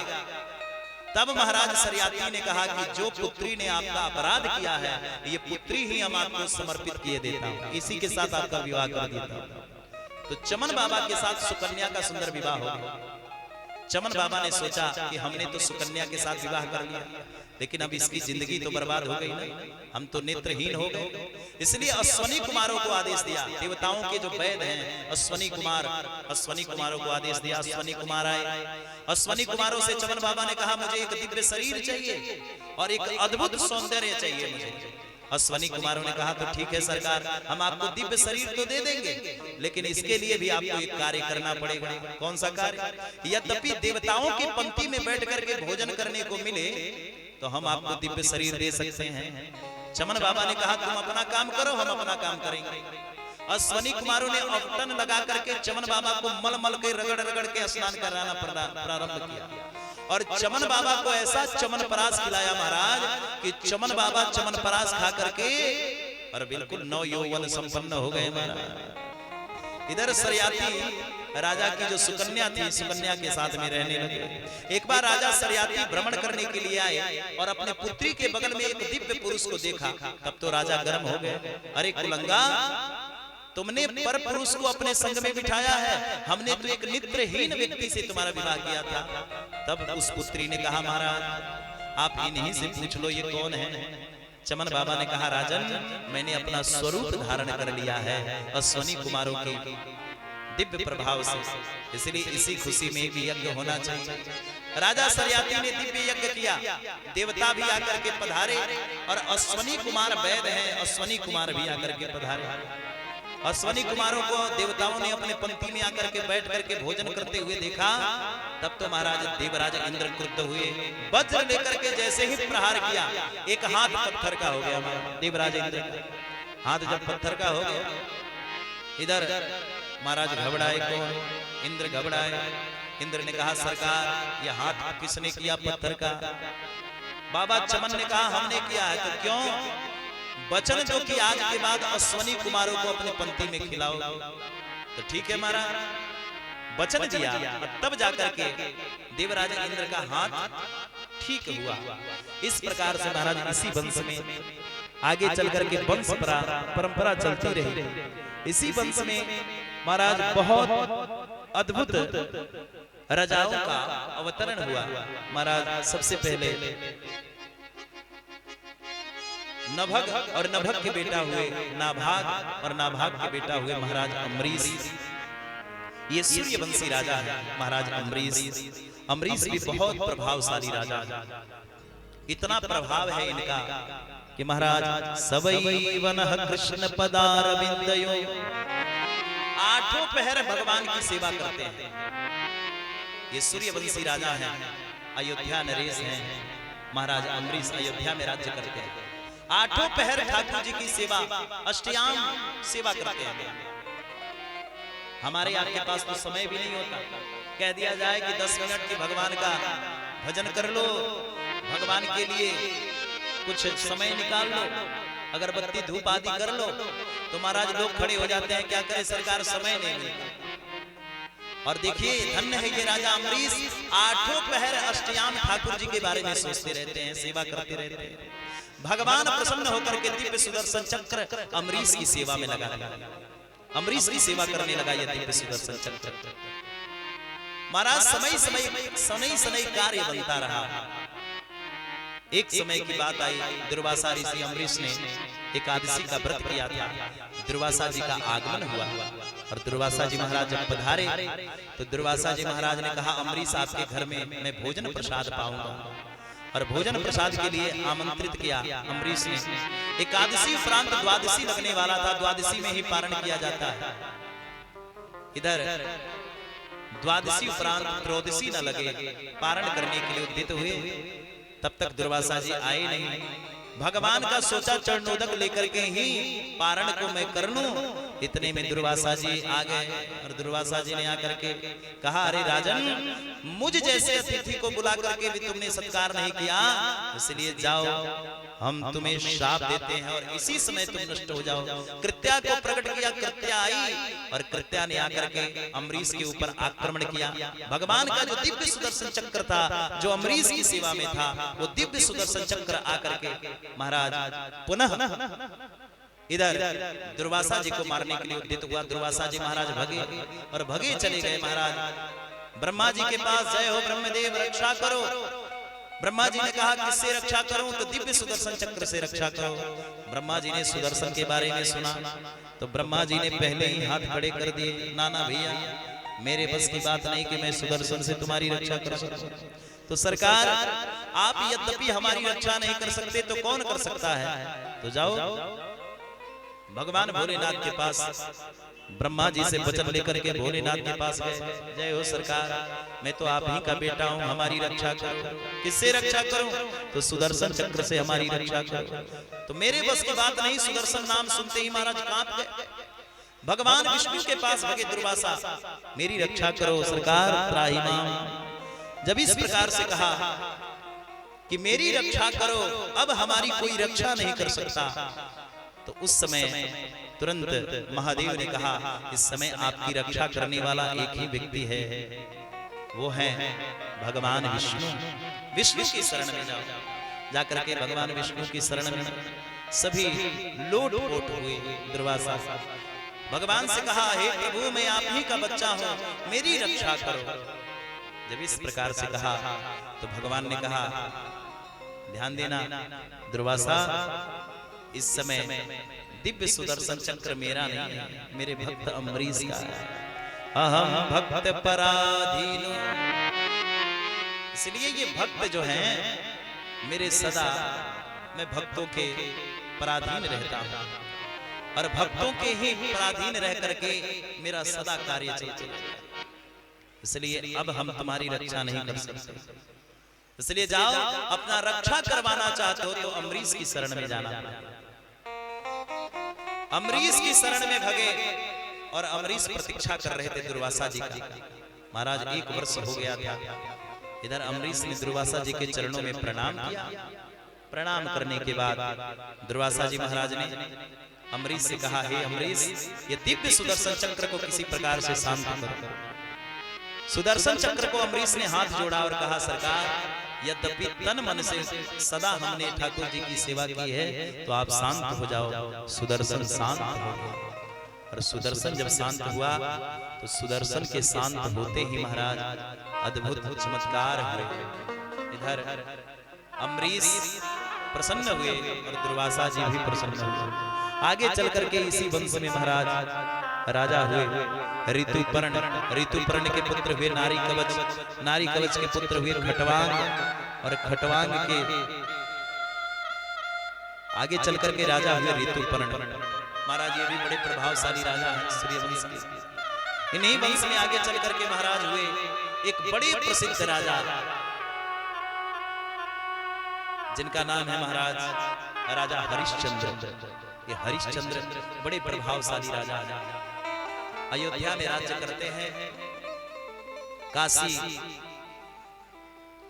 उस समय अयोध्या से सटा हुआ क्षेत्र है और अयोध्या के राजा है महाराज हरिश्चंद्र। हरिश्चंद्र सूरज टरे चंद्र टरे पर हरिश्चंद्र का वचन न टरे। सूर्य और चंद्रमा अपनी गति को बदल सकते हैं, लेकिन हरिश्चंद्र ने जो वचन दिया है वो वचन कभी नहीं बदल सकता है। आइए महाराज हरिश्चंद्र की पावन चरित्र को हम 2 मिनट के लिए श्रवण करें। ये इतने सत्यवादी राजा हैं, ये सूर्यवंशी राजा हैं। भगवान श्री राम के पूर्वज हैं, अयोध्या में राज्य करते हैं। महाराज हरिश्चंद्र ने एक बार यज्ञ किया, उस यज्ञ में अपने गुरुदेव को आमंत्रित किया यज्ञ के आचार्य के रूप में। यज्ञ के आचार्य इनके परम पूज्य ने गुरुदेव हैं श्री वशिष्ठ जी महाराज। वशिष्ठ जी का आगमन हुआ। वशिष्ठ जी जब आए तो वशिष्ठ जी को देख करके राजा हरिश्चंद्र बड़े प्रसन्न हुए। यज्ञ संपन्न हुआ, समाप्त होने के बाद आज गुरुदेव का स्वागत किया और गुरुदेव को एक दिव्य गले में माला दिया। माला जब गुरुदेव ने देखा तो माला इतना सुंदर था कि महाराज हरिश्चंद्र ने जब दिया तो गुरुदेव बड़े प्रसन्न हुए इस माला को देखकर। उस यज्ञ में देवराज इंद्र का भी आगमन हुआ था स्वर्ग से। देवराज इंद्र भी पधारे थे।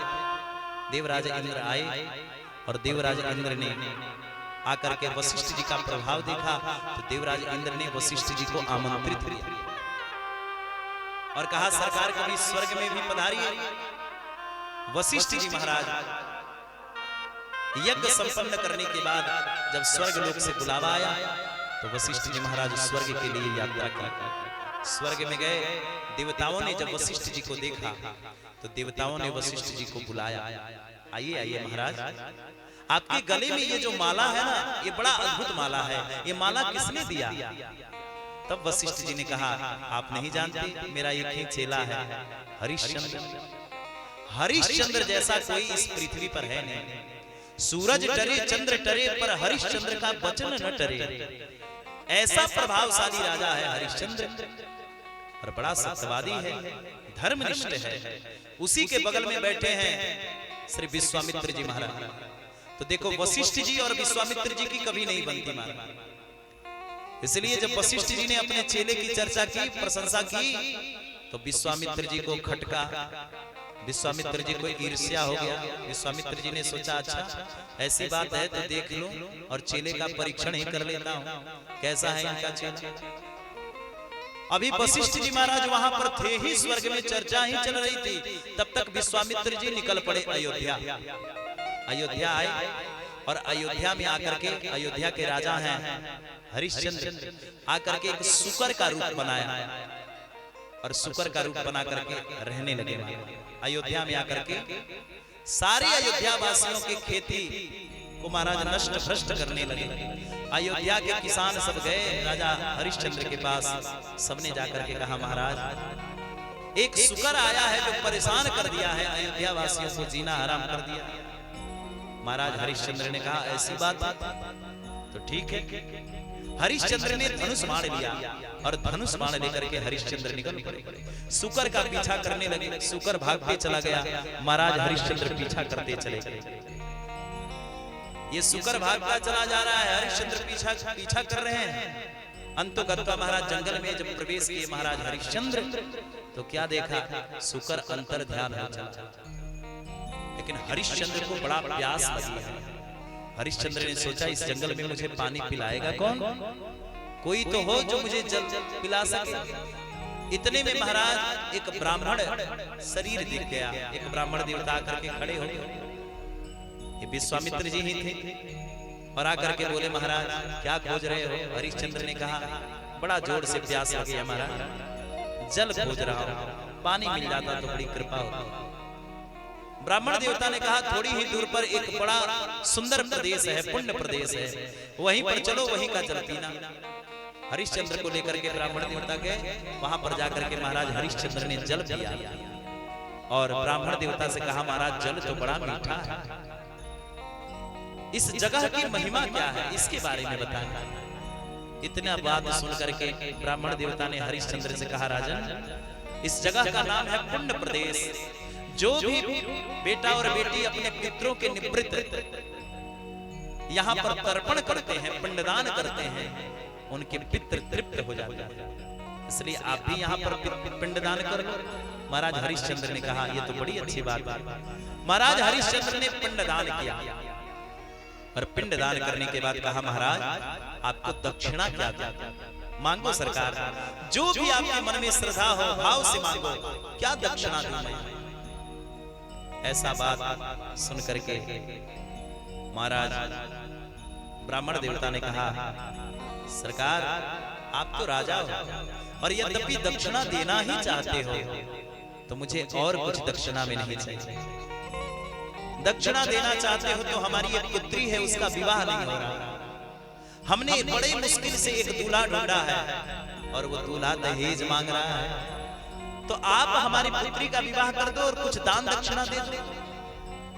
राजा हरिश्चंद्र ने कहा, ये तो मेरा परम सौभाग्य होगा कि आज मैंने अपने पितरों का तर्पण भी किया और साथ में कन्यादान भी होगा। बुलाओ महाराज। अपने पुत्री को याद किया, पुत्री भी आई, साथ में दामाद भी आया। सुंदर से पानी ग्रहण संस्कार हुआ और जैसे ही पानी ग्रहण का बेला आया, वशिष्ठ जी ने राजा हरिश्चंद्र का हाथ पकड़ करके अपने दामाद के हाथों में रख दिया और कहा, महाराज आपने अपना वचन दिया था कि मांगो महाराज, इसलिए आज मुझे इस दामाद को कुछ देना है, इसलिए राजन देना चाहते हो तो कहो, मैं कुछ संकल्प कर दूं। महाराज हरिश्चंद्र ने कहा, हाँ महाराज जो इच्छा हो मांग लो। ब्राह्मण देवता ने कहा, और कुछ नहीं, हे राजन मैं यही इच्छा जाहिर कर रहा हूं कि आप अपना अयोध्या का राज्य मेरे दामाद को दे दो, पूरी अयोध्या मुझे मेरे दामाद को। महाराज हरिश्चंद्र मुस्कुराए और कहे, महाराज बस इतनी सी बात? ठीक है, मैं अपनी संपूर्ण अयोध्या का राज्य आपके दामाद को समर्पित किए देता हूं। दान किया। दान करने के बाद कहा, राजन अभी तो आपने केवल दान किया है और दान के साथ में दक्षिणा भी तो होती है, इसलिए कुछ दक्षिणा नहीं दोगे? हाँ हाँ महाराज, अभी मैं अयोध्या जाऊंगा और दक्षिणा ला करके कितनी स्वर्ण मुद्राएं चाहिए मांगिए, मैं अभी ला करके आपको स्वर्ण मुद्राओं को अर्पित कर दूंगा, समर्पित कर दूंगा, मांगो क्या चाहिए। कहा, राजन दक्षिणा के रूप में 21,000 स्वर्ण मुद्राएं चाहिए, आप मेरे दामाद को अर्पित कर दो। राजा ने कहा, हाँ महाराज मैं संकल्प लेता हूं कि अपने राज्य देने के बाद 21,000 स्वर्ण मुद्राएं मैं आपके दामाद को अर्पित करता हूं। संकल्प किया और राजा हरिश्चंद्र ने कहा, तो ठीक है, मैं अभी जाता हूं, अयोध्या से लेकर के आता हूं। ब्राह्मण देवता ने कहा, कौन सा राज्य और किस अयोध्या की बात कर रहे हो राजन? अभी तो आपने संकल्प किया है, अभी आपने संकल्प करके कहा है कि मैं अयोध्या आपके दामाद को अर्पित कर रहा हूं, तो अब तो ये मेरे दामाद की संपत्ति हो गई। अयोध्या में जो कुछ भी है वो मेरे दामाद का हुआ, अब आप अयोध्या से कुछ नहीं ले सकते, इसलिए राजन अब आपको कुछ भी नहीं मिलने वाला।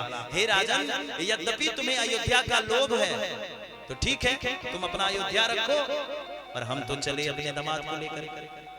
राजा हरिश्चंद्र पैर पकड़ लिए, ना ना महाराज, मेरे कुल में कभी किसी ने ऐसा नहीं किया। सूरज टरे चंद्र टरे, हरिश्चंद्र का वचन न टरे।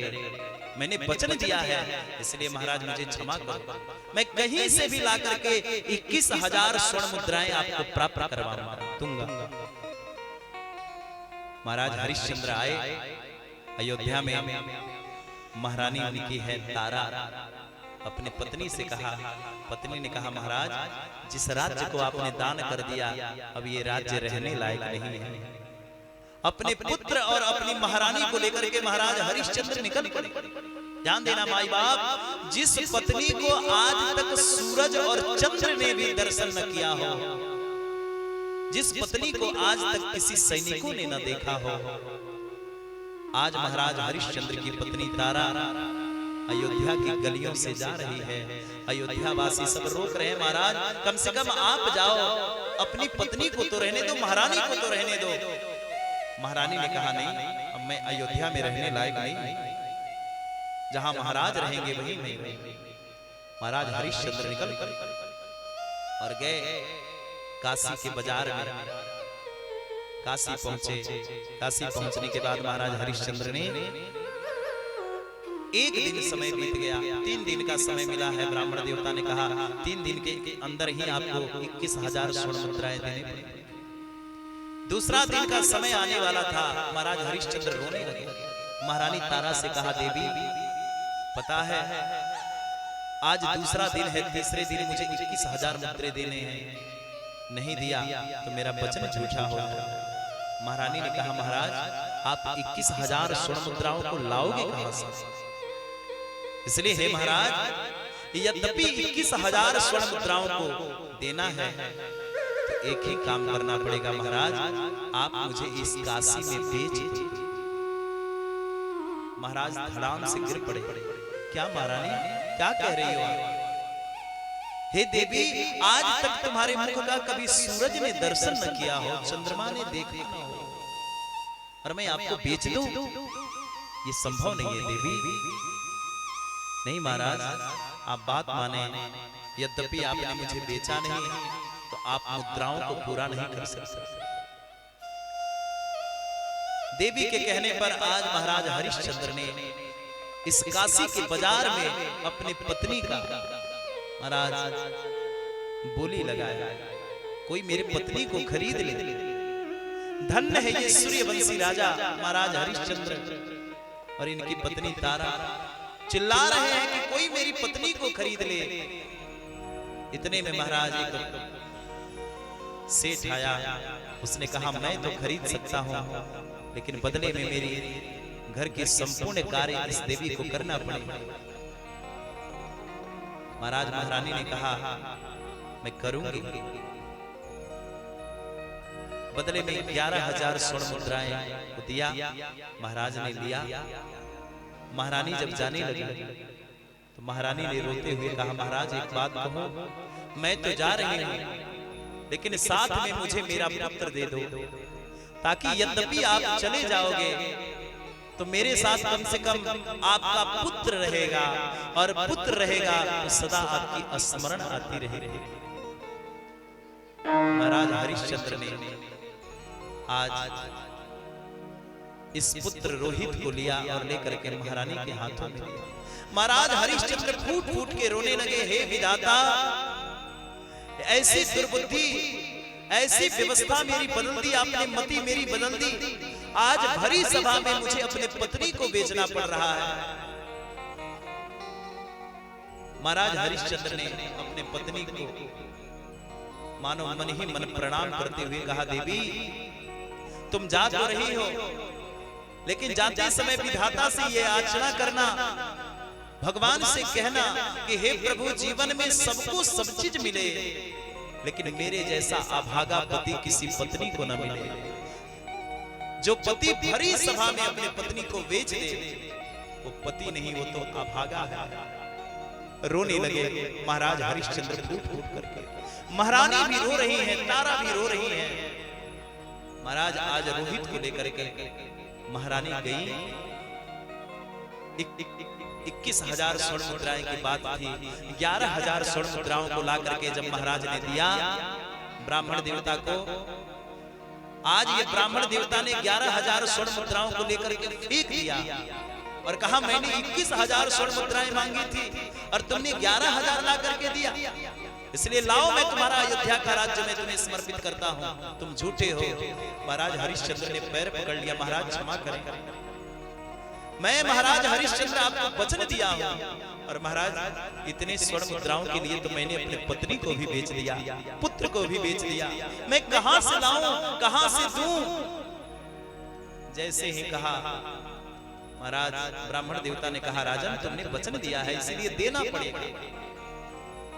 महाराज हरिश्चंद्र फिर से काशी आए और हरिश्चंद्र ने वहां आकर के उस काशी में फिर से काशी के बाजार में हरिश्चंद्र ने अपने आप को बोली लगाया, कोई मुझे खरीद ले और बदले में 11,000 स्वर्ण मुद्राएं मुझे प्राप्त करवा दे, नहीं तो मेरा वचन झूठा हो जाएगा, कोई तो मुझे खरीदने वाला। महाराज जब हरिश्चंद्र ने अपने आप को बोली लगाया, उस समय चांडाल आया और उस चांडाल ने कहा मैं आपको खरीद सकता हूं। महाराज हरिश्चंद्र ने कहा बदले में मुझे क्या करना पड़ेगा तुम्हारे घर? उस चांडाल ने कहा आपको यही करना पड़ेगा कि मैं शमशान घाट में रहता हूं और चिताओं का कर लिया करता हूं। जो भी चिता आती है, जो चिता होती है उसके ऊपर कफन लगा रहता है और कफन करके रूप में मैं ग्रहण करता हूं, इसलिए मेरे यहाँ नौकरी करना पड़ेगा, तो आपको प्रत्येक चिताओं से कफन लेना पड़ेगा कर के रूप में। महाराज हरिश्चंद्र ने कहा मेरे ऊपर कुछ दया तो करो, मैं महाराज हूं, अयोध्या नरेश हूं, और इतना दूषित कर्म मुझसे मत करवाओ, और कोई मैं कार्य कर लूंगा। इस चंडाल ने कहा, अगर ये कार्य करने के लिए आप तैयार हो तब तो मैं आपको कर दूंगा, नहीं तो आप अपने रास्ते में अपने रास्ते। महाराज हरिश्चंद्र ने कहा ठीक है। बदले में 11,000 स्वर्ण मुद्राओं को दिया, जाकर के ब्राह्मण देवता को समर्पित किया। और महाराज हरिश्चंद्र आज इस चांडाल के घर बिके और गए, तो जाकर के काशी के घाट पर आज महाराज हरिश्चंद्र इस चांडाल के यहाँ नौकरी कर रहे हैं। महाराज जो भी चिता आती है कर के रूप में उनका कफन ग्रहण किया जाता है। समय की विडंबना देखो, इससे भी शांति नहीं मिला तो हरिश्चंद्र का एक पुत्र है रोहित। हरिश्चंद्र की पत्नी तारा जिस सेठ के यहाँ कार्य करती है, एक बार गैया धो रही थी। बेटा रोहित को कहा, पुत्र जाओ और फूल लोड़ के लाओ, पूजा करना है। रोहित गया, वहीं पर एक सर्प ने रोहित को डस लिया। रोहित लहूलुहान होकर के गिर पड़ा। कुछ बालक दौड़ते हुए आए और महारानी तारा को बताए, महारानी आपका पुत्र मारा गया। महारानी विलाप करते हुए भागी। महाराज रोते हुए गई तो देखा कि मेरा पुत्र रोहित मरा पड़ा है। महारानी ने अपने पुत्र रोहित को अपने गोद में लिया और विधाता को पूछते हुए कहा, हे विधाता, ये कैसी विपत्ति है, ये कैसी घड़ी है, अब मैं महाराज को क्या जवाब दूंगी, मैं हरिश्चंद्र से क्या कहूंगा। महाराज जब पूछेंगे तो महाराज तो यही कहेंगे, महारानी मैंने अपना एक पुत्र आपको समर्पित किया था, दिया था, और वो भी पुत्र आपने मार दिया, समाप्त करवा दिया। हे विधाता, ये कैसी परीक्षा है, ये कैसी घड़ी है। विलाप करके महारानी तारा रो रही है। अपने पुत्र को गोद में लिए महारानी आई और आकर के फूट फूट करके रोने लगी। जैसे ही आकर के उस सेठ के यहाँ कहा, महाराज मेरा पुत्र मारा गया। सेठ ने कहा, देवी तो मैं क्या करूं, मैंने तो तुम्हें खरीदा है और बदले में तुम्हें मेरे घर के संपूर्ण काम निपटाने पड़ेंगे, फिर अपने दाह संस्कार के लिए अपने पुत्र को ले जाओ। महारानी उस सेठ के यहाँ संपूर्ण कार्यों को निपटा करके उसके चरणों की सेवा करके और अपने पुत्र को आज गोद में लेकर और महारानी शमशान घाट की ओर निकल पुत्र का दाह संस्कार करने। महाराज पूरे रास्ते महारानी ने अश्रु प्रवाह करते हुए आज अपने पुत्र को एक कफन में लपेट करके ले गए। और आज काशी के घाट पर जब महारानी पहुंची तो उस काशी के घाट पर एक दिव्य पुरुष है, बड़ी बड़ी जटाएं हैं, महाराज चारों तरफ से डारियां बढ़ गई हैं। एक फटे चिटे वस्त्र में वो पुरुष खड़ा है। महारानी ने पहचाना नहीं कि ये कौन है, ये तो महाराज हरिश्चंद्र ही थे। महारानी ने नहीं पहचाना और महारानी ने कहा, महाराज आप कौन हो? इसलिए मेरा एक पुत्र था, एक लौता पुत्र, और सर्प डसने से हमारी पुत्र की मृत्यु हो गई, इसलिए मेरे पुत्र को दाह संस्कार करना है। जो चांडाल के रूप में चांडाल के यहाँ नौकरी किया करते थे महाराज हरिश्चंद्र, उसने कहा, देवी मैं कुछ प्रबंध करता हूँ। और महाराज एक दिव्य चिता सजाई और उस चिता की अग्नियों पर जहां रोहित की लाश रखी हुई है, तब तक महाराज जोर का एक झकोरा आया हवा की। रोहित के ऊपर सर के ऊपर एक कफन था जो मुख ढका हुआ था। जोर से हवा चला, हवा से जैसे ही मुख का कफन हटा, महाराज हरिश्चंद्र की जब दृष्टि पड़ी और पुत्र का दर्शन किया, रोहित का दर्शन किया, महाराज गिर पड़े, मूर्छित हो। हे देवी, ये तो मेरा पुत्र है, ये मेरा बेटा है रोहित, क्या इसकी मृत्यु हो गई? महारानी ने भी महाराज को पहचान लिया। महारानी ने भी चरण पकड़ के महाराज को फूट फूट के रोने लगी। विलाप करने लगे। महाराज भी विलाप करने लगे, रोने लगे। हे देवी, हे विधाता, ये कैसी परीक्षा है, आज ये कैसी घड़ी आ गई। महाराज मानो शमशान के घाटों में कहर सा आ गया। दोनों पति पत्नी रो रहे हैं, पुत्र रोहित का शव पड़ा हुआ है, सभी विलाप कर रहे हैं। इधर महाराज फूट फूट करके महाराज हरिश्चंद्र रोते हुए बोले, देवी अब किसी प्रकार से अपने पुत्र का दाह संस्कार मुझे करना पड़ेगा। देवी ने समझाया, तारा ने समझाया, महाराज समय आ गया, अब एक लौता पुत्र था, अयोध्या को क्या मुख दिखाया जाएगा, अयोध्या वासी क्या कहेंगे, अयोध्या वासी पूछेंगे तो क्या जवाब देना पड़ेगा। लेकिन महाराज आप दृढ़ संकल्प करके और पुत्र का दाह संस्कार करें। जब कहा, महाराज हरिश्चंद्र ने चेतना से कहा, देवी मैं तो इस समय एक चांडाल के यहाँ नौकरी कर रहा हूं, इसलिए हे देवी आज मेरी प्रतिज्ञा है उस चांडाल के यहाँ जिसके यहाँ मैं नौकरी कर रहा हूं, मैं कभी झूठा नहीं हो सकता। इसलिए अपने पुत्र का दाह संस्कार करवाने के लिए आपको भी इस पुत्र के लिए कर देना पड़ेगा। महारानी ने जब इतना बात सुना तो महारानी फूट फूट के रोने लगी। महाराज अपने पुत्र का दाह संस्कार करने के लिए भी कर देना पड़ेगा। महाराज ने कहा, देवी इस समय मैं बिक चुका हूं, जैसे आप अपना धर्म निभा रही हैं वैसे ही मुझे भी अपना धर्म निभाना है, आपको कर देना पड़ेगा देवी, नहीं तो ये आपके पुत्र का दाह संस्कार नहीं हो पाएगा। महाराज आज साड़ी के पल्लू को फाड़ा है महारानी तारा ने, और साड़ी के पल्लू को फाड़ करके महाराज हरिश्चंद्र के हाथों में रखा। और महाराज हरिश्चंद्र आज विधाता को पूछते हुए महाराज हाथ में अग्नि लेकर के जैसे ही पुत्र को अग्नि दाह संस्कार करने के लिए उद्यत हुए, इसी बीच में महाराज आज स्वयं मानो भगवती प्रकट हो गई, पारंबार प्रकट हो गई, हाथों से अग्नि का पात्र लिया। अरे महाराज क्या कर रहे हो?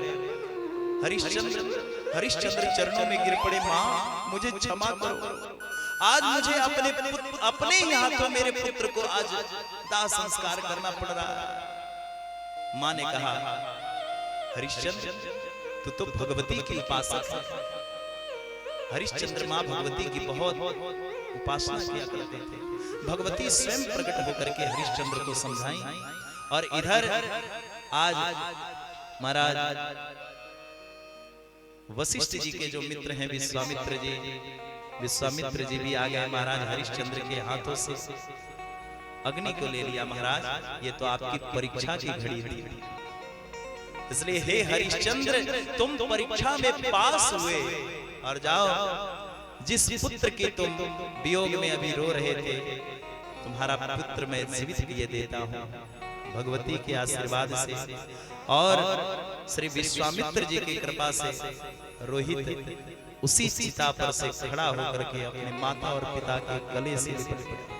हरिश्चंद्र बड़े प्रसन्न हुए, दोनों विलाप करके अपने पुत्र को गले से लगाया। और विश्वामित्र जी ने और मां भगवती ने आशीर्वाद दिया, जाओ तुमने अपनी सत्यवादिता दिखाई है हरिश्चंद्र, इसलिए सूरज टरे चंद्र टरे पर हरिश्चंद्र का वचन टरे। इतिहास गवाह देगा हरिश्चंद्र जैसा राजा भूतो न भविष्यति, आज तक ना हुआ है और ना ही कोई होगा जिसने अपने पुत्र को समर्पित कर दिया, अपने पत्नी को समर्पित कर दिया। इसलिए हे हरिश्चंद्र अब अयोध्या तुम्हारा प्रतीक्षा कर रहा है, जाओ अपने पत्नी के साथ में अयोध्या में तुम राज्य करो। महाराज हरिश्चंद्र आए और अयोध्या के राजा बने श्री हरिश्चंद्र महाराज। आगे चल करके इसी सूर्यवंश में महाराज बड़े ही चक्रवर्ती सम्राटों की स्थापना हुई, जिसमें महाराज अज हुए, अज के पुत्र महाराज दशरथ हुए, और दशरथ के 4 पुत्र हुए, राम लक्ष्मण भरत शत्रुघ्न। ये 4 पुत्र हुए। राम जी का अवतरण कैसे?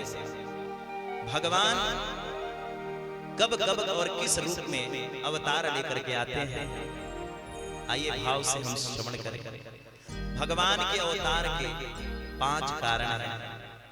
पहला कारण महाराज हिरण्यकश्यप और हिरण्याक्ष, ये पहला कारण है।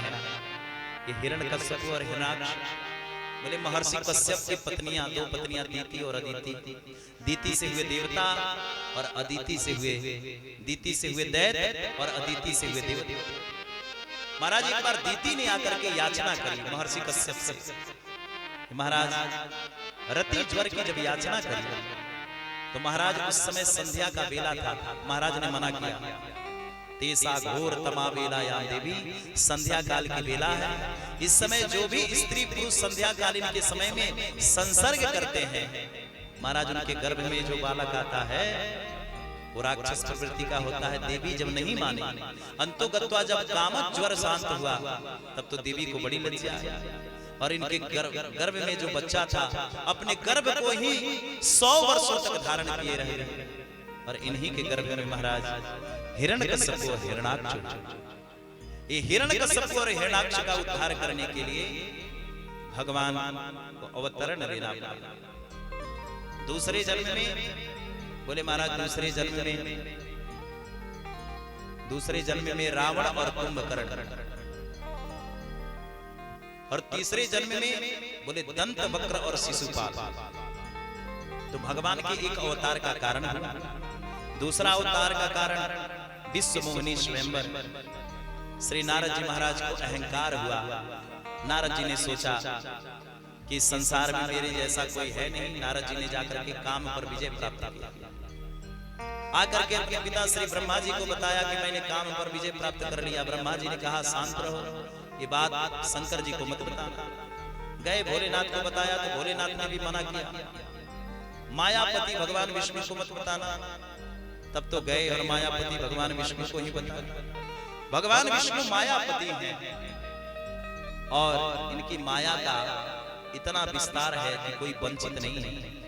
नारद जी ने जब बताया तो भगवान विष्णु ने कहा कि नारद के मुंह को भी तो भंग करना पड़ेगा। देखते ही देखते महाराज एक सुंदर पुरी का निर्माण किया और वहां के राजा बने महाराज, बड़े ही प्रसिद्ध गुणनिधि शील निधि। और वहीं पर विश्व मोहिनी इनकी पुत्री बनी। नारद जी आए। नारद जी ने सोचा कि मैं इनके साथ पानी ग्रहण करूं, क्योंकि हस्तरेखा देखते ही महाराज विचार कर लिया था कि इनके हाथों में एक ऐसी रेखा है कि जो भी इनको वर्ण करेगा वो महाराज अजर अमर हो जाएगा। इसलिए विचार करके आए, भगवान विष्णु के पास गए, दिव्य स्वरूप मांगा। भगवान विष्णु ने बंदर का स्वरूप दिया। आए नारद, और नारद आकर के इसी बंदर का स्वरूप लेकर के विश्व मोहिनी के स्वयंवर में आए। विश्व मोहिनी ने भगवान विष्णु को ही गले में वरमाला पहना दिया। नारद जी को बड़ा क्रोध आया और नारद जी ने भगवान को श्राप दिया। नारद जी को जब भगवान ने श्राप दिया कि जाओ इस धरती पर तुम्हें आना पड़ेगा, नारी के लिए तुम्हें तड़पना पड़ेगा, और जिस बंदर का मुख आपने दिया है इसी बंदर आकर के, यही बंदर आकर के आपका सहयोग करेंगे, सेवा। दूसरा कारण भगवान का अवतरण का तीसरा कारण हुआ महाराज प्रताप भानु और अरिमर्दन, ये दोनों ने एक बार महाराज यज्ञ का आयोजन किया। और यज्ञ के आयोजन में महाराज कुछ दुष्टों को बुला लिया, जिसने महर्षियों को मांस खिला दिया। महर्षियों ने श्राप दे दिया, जाओ 3 जन्म के लिए तुम राक्षस हो जाओ। तो महाराज भगवान के जन्म का तीसरा भी कारण है। तो यही महाराज एक जन्म में हिरण्यकश्यप हिरण्याक्ष, दूसरे जन्म में महाराज रावण कुंभकर्ण और विभीषण, ये धर्म रुचि नाम का जो मंत्री था ना, ये विभीषण बना। और तीसरे जन्म में दंत वक्र और शिशुपाल। भगवान के चौथे जन्म का चौथा कारण है मनु और शत्रुपा। मनु और शत्रुपा ने 10,000 वर्ष तक किए भगवान को बुलाने के लिए संसार में। भगवान प्रकट हो गए 10,000 वर्षों के बाद। और जब भगवान प्रकट हुए तो भगवान ने आज कहा, हे मनु और शत्रुपा, मांगो तुम्हें क्या चाहिए। जब इस प्रकार से कहा तो आज शत्रुपा और मनु ने दोनों ने मांगा। शत्रुपा ने कहा, चाहिए तुम समान सुख। हे सरकार, आप जैसा पुत्र चाहती हूं। भगवान ने कहा, ऐसी बात है तो ठीक है, अगर मेरे जैसा पुत्र मांग रही हो मैया, तो मेरे जैसा तो संसार में कोई है नहीं। मैं ही आपके घर बेटा बनकर के आऊंगा, मैं ही आपके घर बेटा बनकर के आऊंगा। लेकिन यहीं पर बैठे हैं मनु महाराज। मनु ने भगवान से मांगा और कहा, हे ठाकुर, मनि बिना फनी जिमि जल बिना मीना, मम जीवन तुम ही अधीन। हे प्रभु, जैसे मणि के बिना फनी नहीं रह सकता, जैसे जल के बिना मछली नहीं रह सकती, उसी प्रकार से हमारा जीवन हो। जब आप मेरे जीवन से बिछड़े तो मेरा भी प्राणांत हो। ऐसा वरदान मांगा। और भगवान का 5वां अवतरण का कारण जलंधर महाराज, जलंधर की पत्नी वृंदा। वृंदा ने भी तो तप किया था, बड़ी तपस्विनी थी महाराज। जलंधर भगवान शिव के अंश से प्रकट हुआ। जलंधर को कोई जीत नहीं सका। अंतोगत्वा देवताओं से युद्ध हुआ, और जिसकी पत्नी धर्मनिष्ठ हो उसके पति को कोई बाल बाका भी नहीं कर सकता। देवताओं से युद्ध हुआ। अंतोगत्वा भगवान विष्णु ने छल किया वृंदा के साथ, और जलंधर युद्ध भूमि में मारा गया। जलंधर के मारे जाने के बाद वृंदा दुखी हुई। अपने पास पर पुरुष को देखा तो वृंदा समझ गई। इधर भगवान शिव का भी आगमन हुआ। वृंदा ने कहा, तुम कौन हो? तब भगवान विष्णु ने अपना वास्तविक स्वरूप दिखाया। उसी समय वृंदा ने श्राप दे दिया, जाओ तुम पाषाण हो जाओ, पत्थर हो जाओ। भगवान शिव ने प्रकट होकर के कहा, देवी आपने श्राप तो दिया, लेकिन ये कलयुग में यही पत्थर जो है शालिग्राम के नाम से जाने। लेकिन हे देवी, अब तुम्हें भी तो अपना स्वरूप छोड़ना पड़ेगा। तो जलंधर के शरीर पर इस वृंदा ने अपना शरीर धारण करके सतीत्व हो गई। उसी से एक वृक्ष प्रकट हुआ जिसका नाम तुलसी हुआ। और वही तुलसी को भगवान महादेव ने कहा, देवी आज के बाद भगवान विष्णु पर ये चढ़ाई जाएंगी, और जो भगवान विष्णु शालिग्राम पर तुलसी चढ़ा करके और भगवान शालिग्राम को प्रसन्न करेगा, उसको तीनों लोकों की संपदा प्राप्त होगी। ऐसा वरदान। तो ये 5 कारण से भगवान का अवतरण संसार में होता है। आइए, आ गया महाराज समय, बहुत ही अद्भुत समय है। इसी समय में भगवान का दिव्य अवतरण हो रहा है, और भाव से हम भी भगवान के जन्म महोत्सव की कथा में महाराज प्रवेश करें। आ गया समय।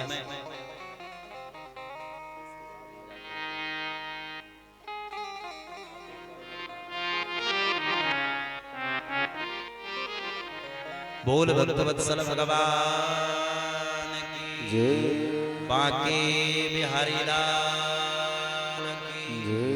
हर हर महादेव। आइए भगवान की बधैया को हम सब मनाएंगे। उससे पूर्व झांकी बैठी हुई है।